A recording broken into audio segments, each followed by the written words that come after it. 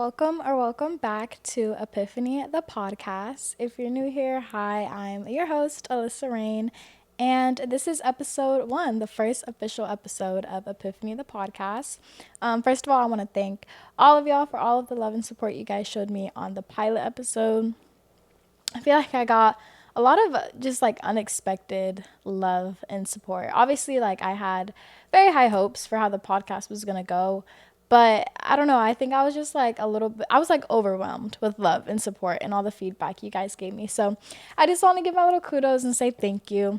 Because yeah, it's really inspiring and encouraging when you're starting like from ground zero and you're already getting good feedback. So thank you guys. Love you guys for real. As you can see, the setup is a little bit different.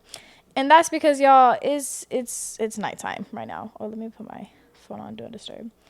It is a nighttime because I I'm a perfectionist and I tried to record this episode 2 times before and it wasn't working. And it's not even like I'm trying to say anything a certain way because obviously like this is just a podcast. I'm just talking. However, it's like a conversation. But it's just like I can tell like my delivery was just off in both of the times I filmed and it just gave like I didn't want to be there. And I mean that's also probably because I was having like a not a great week.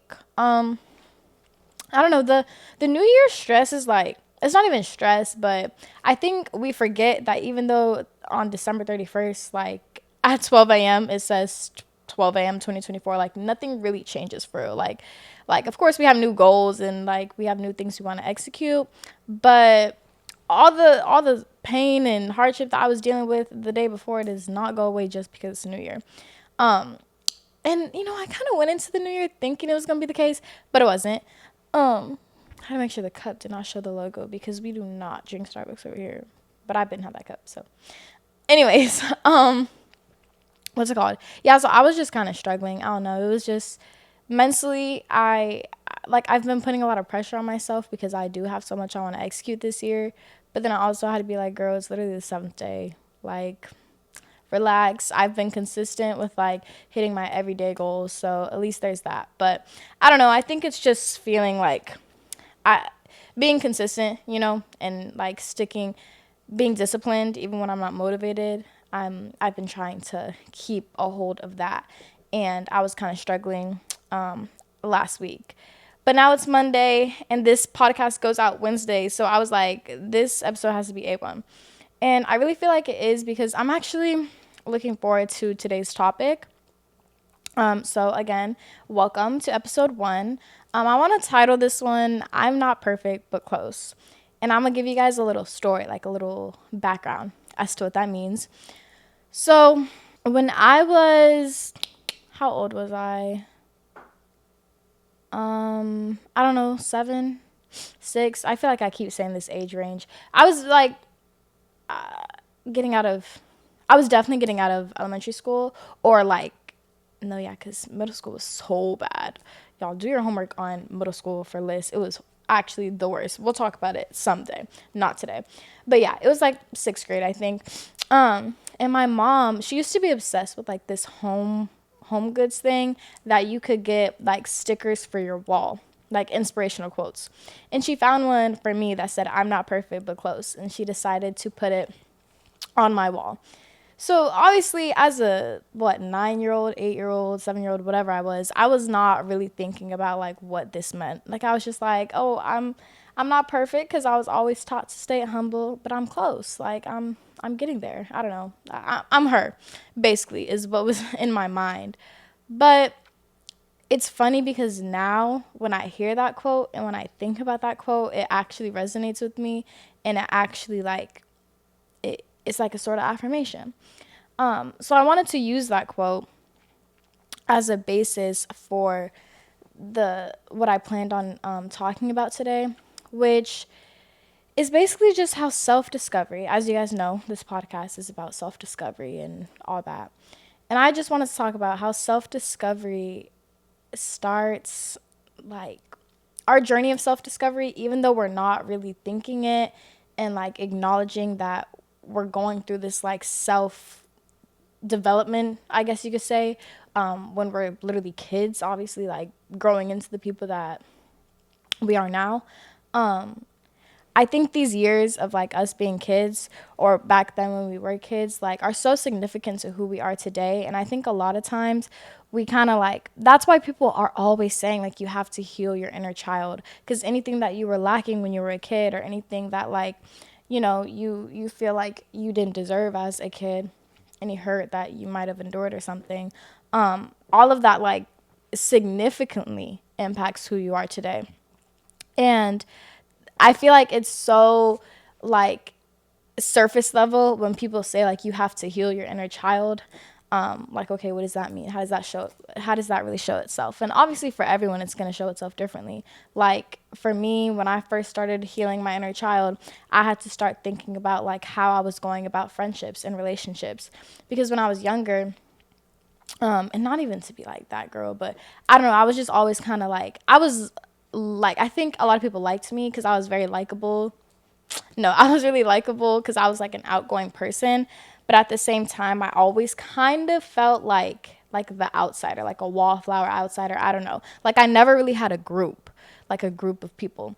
And it always used to like mess with me because I would have friends, and like it's good that I could float around, but I just always questioned like, why don't I have my own group? And even like that began to show itself as I got older, and started like becoming a young adult and like coming to college and then finding my group and all that sort of thing. And so for me, healing my inner child had to be like me figuring out what it was with me that was causing me to not be able to maintain certain relationships or maintain being in a friend group. So yeah, it's like deeper than just I didn't get to play with toys when I was younger. I didn't have the financial freedom to do that. So now I'm gonna go splurge at Target and get myself like things that I would like as a kid. Obviously that's still valid. Like I used to do the same thing. But I just feel like it shows itself in different ways. And if you really want to like figure out where certain character flaws are in yourself, then you have to start with figuring out how to heal your inner child, because we're so impressionable as kids. Everything that we hear is verbatim. Like we're gonna take that and allow it to influence or impact like who we become and what we believe in, our morals and everything. So I think it's great that my mom gave me that quote when I was a kid, because it taught me to be humble, but it taught me to still want more and to continue to strive. So as I was trying to say at the beginning, I got like a little off tangent, sorry y'all.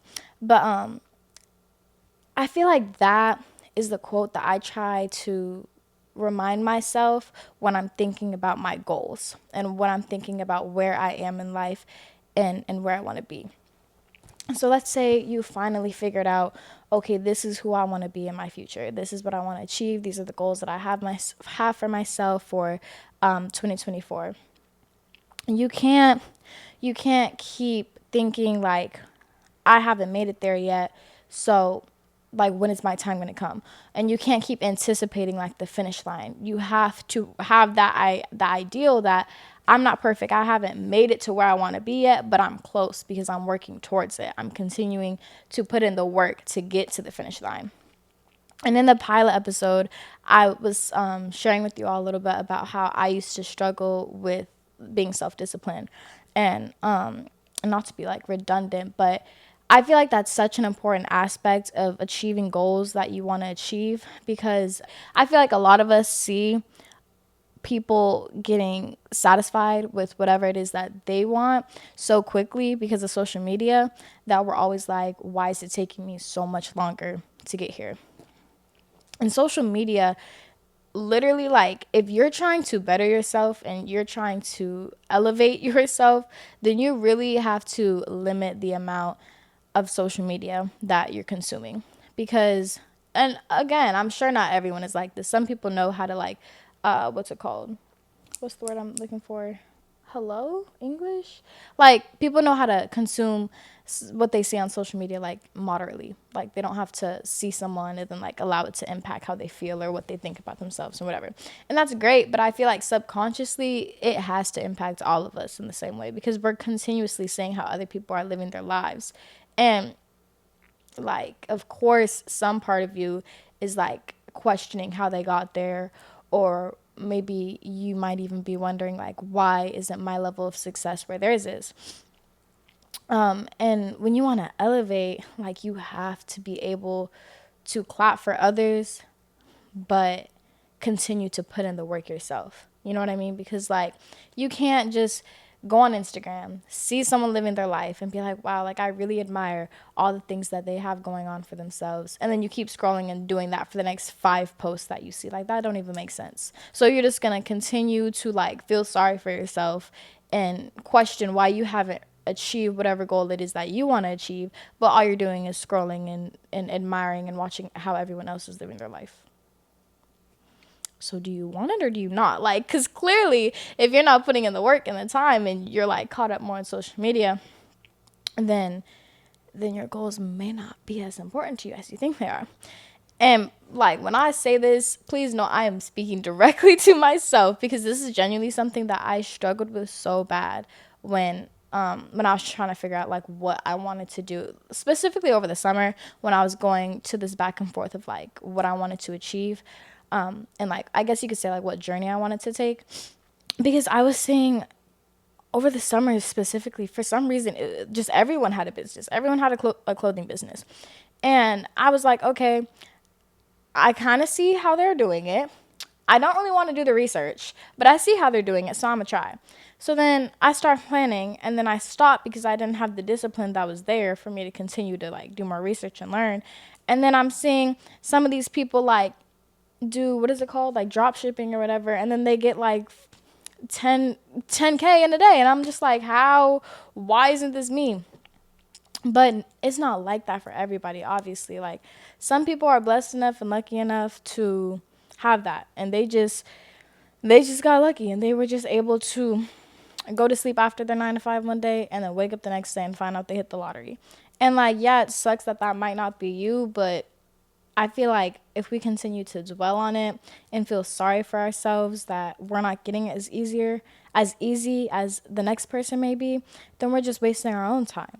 Because now we're just taking away the time that we could actually be pouring into ourselves and allowing other people's lives to consume us.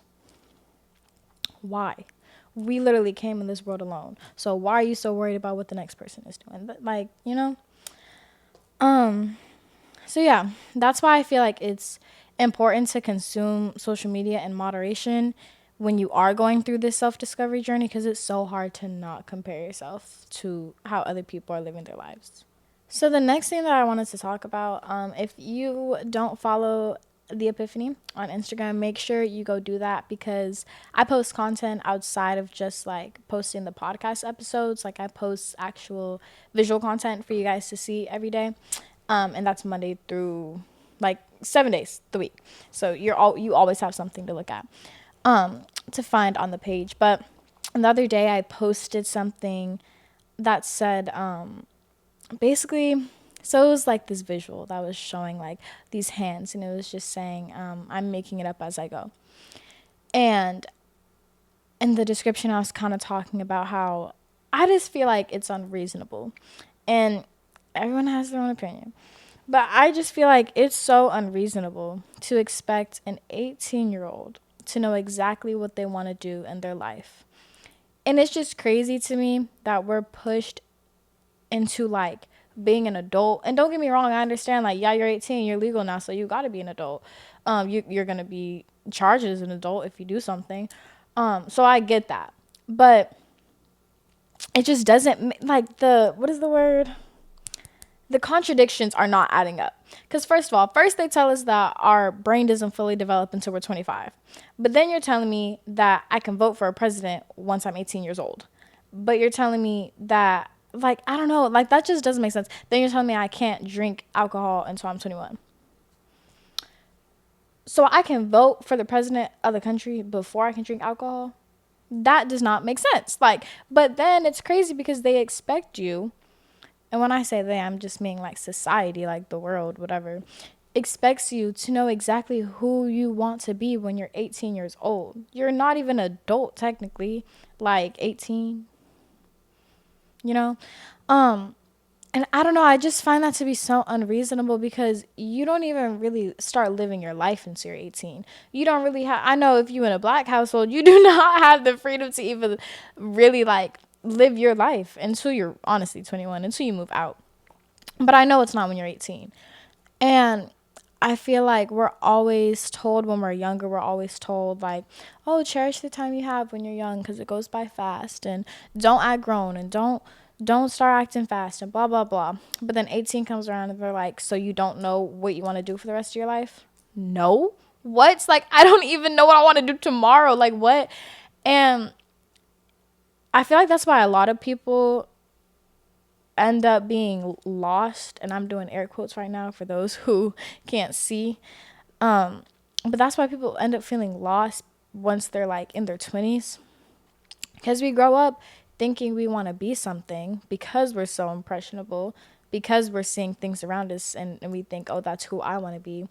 But then in reality, once you start actually living life and experiencing new things and discovering what you love and what you enjoy to do and what your passions are, most of the time your career aspirations are going to change like this. Like, they're going to change week by week, unless you're lucky enough to like have something that you grew up with, like a passion that you grew up with doing, and you know for a fact that's what you're going to do in your life.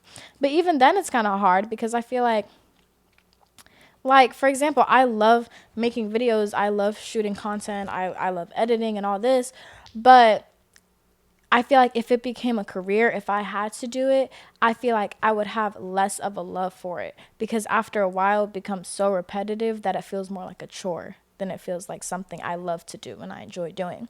So even then it's kind of hard, but I don't know, like kind of like I was saying at the beginning of this, like we're so eh, we're so easily influenced when we're kids.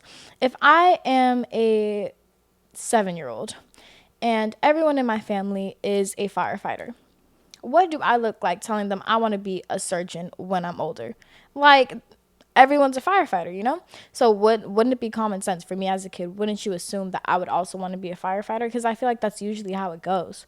But then there's like the flip side of that, where everyone in certain traditions or certain cultures, or even just depending on the household, if you grow up in a house where everyone in your family is a surgeon, and then you have a passion for, let's say, painting, and you want to be an artist and you love painting, they're gonna look at you crazy, and they're gonna be like, that is not a career. Or most likely, sorry, let me not speak like it might not be for everyone, but I feel like people are gonna be like, you're crazy, like why would you think you can make a living out of painting things? Like, no, you need to do something like go to medical school.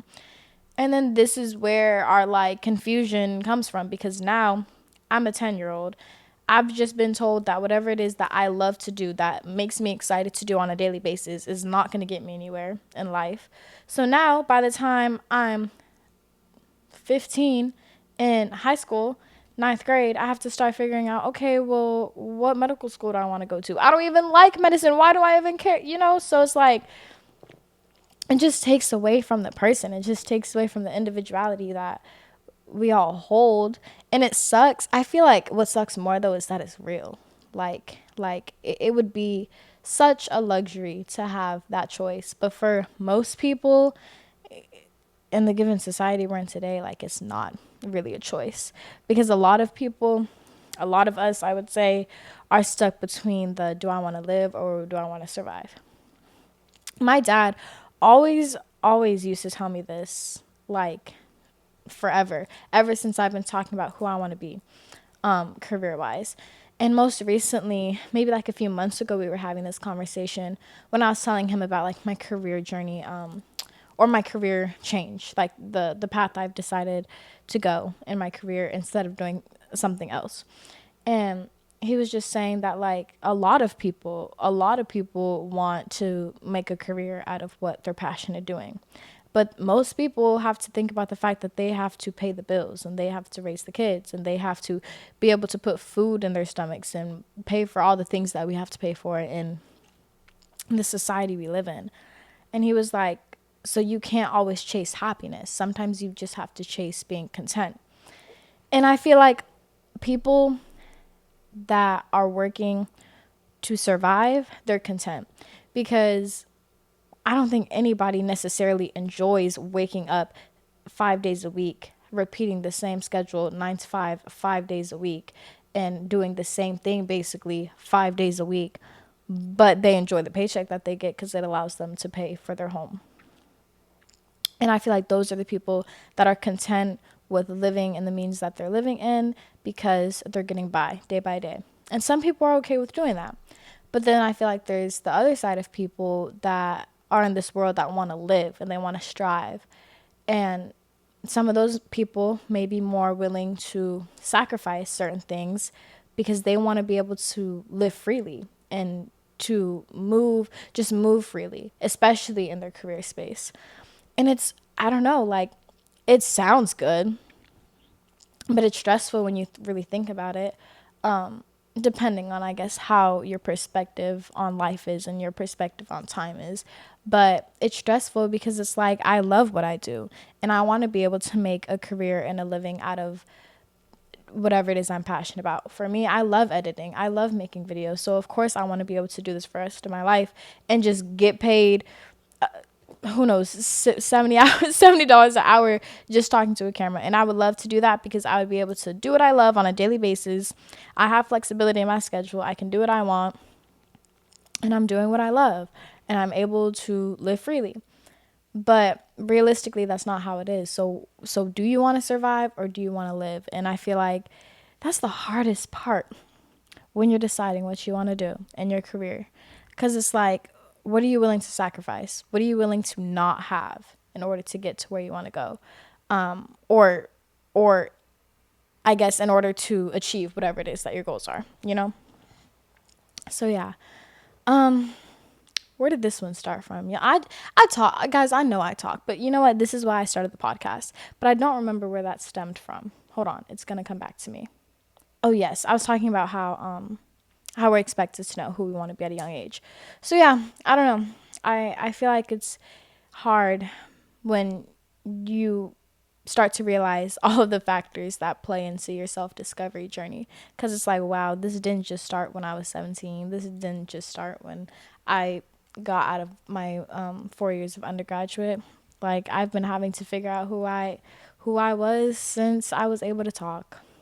But that's life. And I guess that's the most beautiful thing. I think I also wrote that, and I kind of want to leave this episode off with that. But for me personally, yes, of course, I'm always going to wonder what tomorrow holds. And I'm always going to wonder what opportunity is coming next, what door is going to be open next, what door is going to close. But I feel like I finally become at peace with, like I've said so many times, I finally become at peace with the process of getting there, with the process of growing, that I'm not so caught up in the what if. I don't get really stressed about my future anymore. I'm more like, I just have faith and I just know that it's all going to work out in the end, to be honest. Obviously, that doesn't mean that I'm just going to stop pouring into myself and stop pouring into the goals that I do have, because that don't even make sense. Because how do you grow? Then you're just going to be stagnant, which we're also going to talk about like next week. But I feel like the most beautiful thing of that is just the unknowingness. And a lot of people, especially if you're a perfectionist, especially if you just are, I don't know, strategic and you like knowing how everything's going to go, then you want to know, you want to have a plan. You want to have a 5-year plan and everything. And it's still good to have it. Of course, I would still recommend having one. But I feel like also just be comfortable in not knowing what tomorrow holds. You don't even know if you're going to wake up tomorrow. So think about that. Because tomorrow is not even promised. But the not knowing what the next day holds is the most beautiful part of it all. Because you might have one goal today, and what happens if you achieve it tomorrow unexpectedly? What if it's just given to you? Then what more do you have to live for? So yeah. I think we're going to end the episode off there. I think this was a good discussion.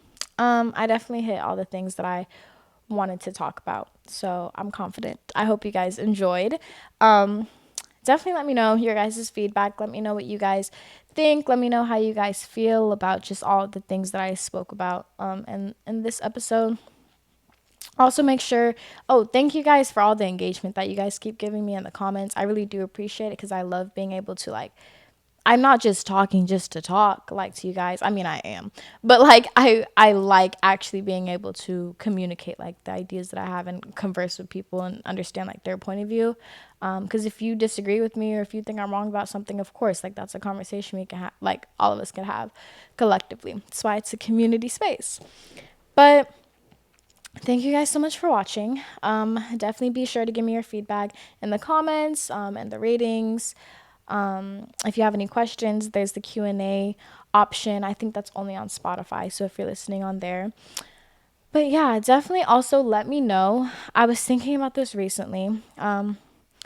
I have considered uploading these podcast episodes bi-weekly instead of weekly, only because I don't want the conversation to get like too redundant or too oversaturated. I don't want it to feel like I'm talking about the same thing every time I come in front of you guys, because then it just gets boring. Then it's like, girl, we know what you're going to talk about tomorrow. It's going to have to do with self-discovery. It's going to have to do with the individuality. It's going to have to do with something. And of course, those are like the key points, but I want to be able to experience things in life before I just come on the screen and start talking about life, you know? And my life moves fast, but I'm not experiencing something crazy that like allows me to have another epiphany every week. So I just feel like spreading it out for every 2 weeks could be better. And also, you guys would still be getting like the daily post. So obviously there's still like that community space to have conversation there, but to actually have these more lengthier discussions, let me know how you guys feel about that being uploaded every 2 weeks instead. But yeah, I really hope you guys enjoyed today's discussion. And that's really it. I love you guys always. And I will see you guys the next time we talk. Bye, guys.